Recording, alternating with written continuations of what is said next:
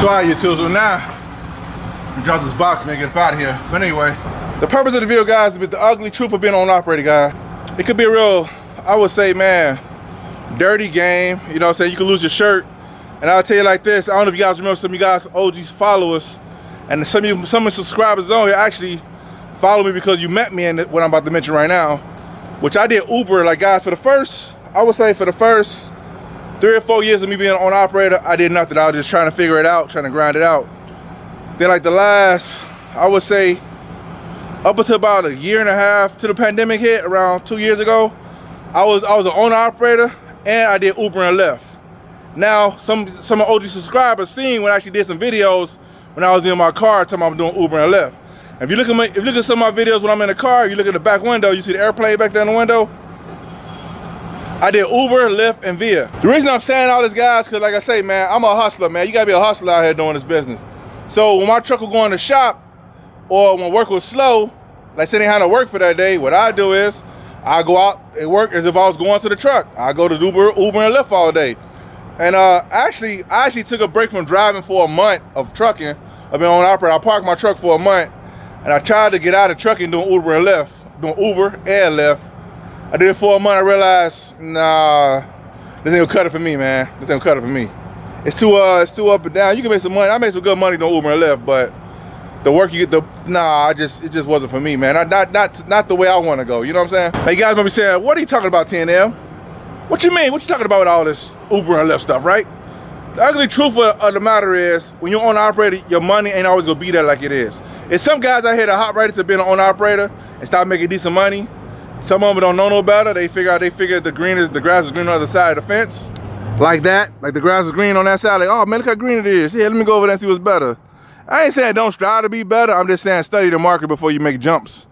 That grass could look green from over here. It could be a chameleon grass, man. It turn colors on your mind. But I honestly can say I didn't have that experience. Only time I jumped companies or jumped ship, guys, was a business decision. I wasn't making enough profits to be able to maintain. Otherwise, I'm not building out. I got things to do, you know what I'm saying? The more time you jump companies, or the more time you switch and do something else, man, what's going on over there, man? Anyway, the more time you switch companies and jump from here to jump from there, you lose money. I don't know if guys, if any owner operators out there, guys, if you know this, if you don't know this, I'll say, every time you switch companies, you're losing money. I would say a minimum of $5 grand, minimum. You're probably losing more than that, because of the recovery time, acclimation time, the learning curve, plus the things you know, it's just so much that goes into it, how much money you lose.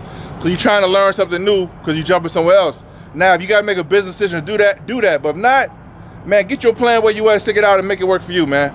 But I didn't have that. So the ugly truth of being owner operator, guys, for me, now I don't know nobody else out there, for me, was the money wasn't always there like that. So that's why I did Uber and Lyft. I just gave up Uber and Lyft probably when the pandemic hit, guys. You know, I'm glad that happened because I probably wasn't gonna give it up. I do it. Like I said, every time my truck going to shop or something, I hop and do Uber and Lyft. On the weekends when I wasn't in my truck, I was doing Uber and Lyft overnight.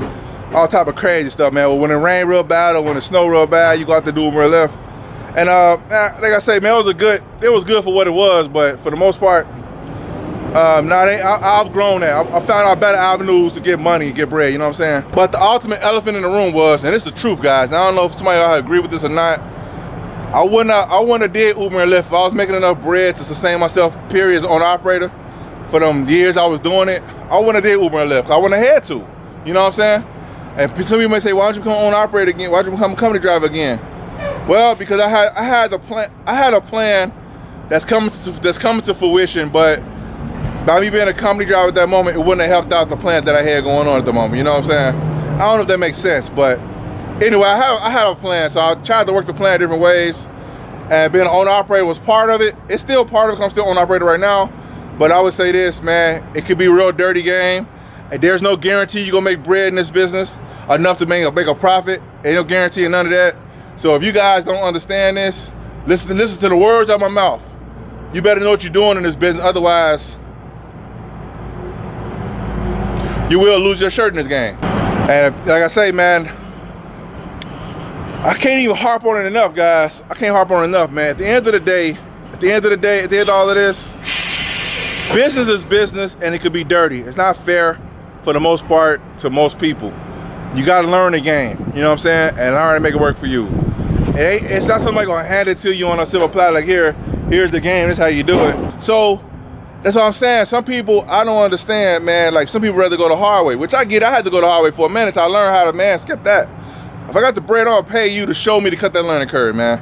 So this business right here, ain't nobody gonna hand it to you. Owner-operator business could be a real dirty business, and you could lose money, man, a lot of money, man. I'm telling you, you could come in it one way and leave out more worse than you came in, because now you're in more debt because accumulated, that's the word I'm looking for, accumulated more debt or expenses or overhead or whatever because of being an owner-operator. So that's what I'm saying, guys. Like I said, I keep saying this stuff, saying stuff over and over again in these videos. I hope it's sinking in to somebody. So if you do this business, treat it like a business, man.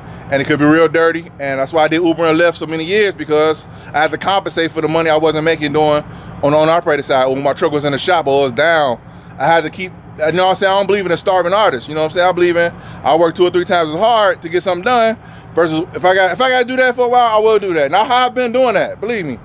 But I found out there's better ways, you know what I'm saying? But anyway,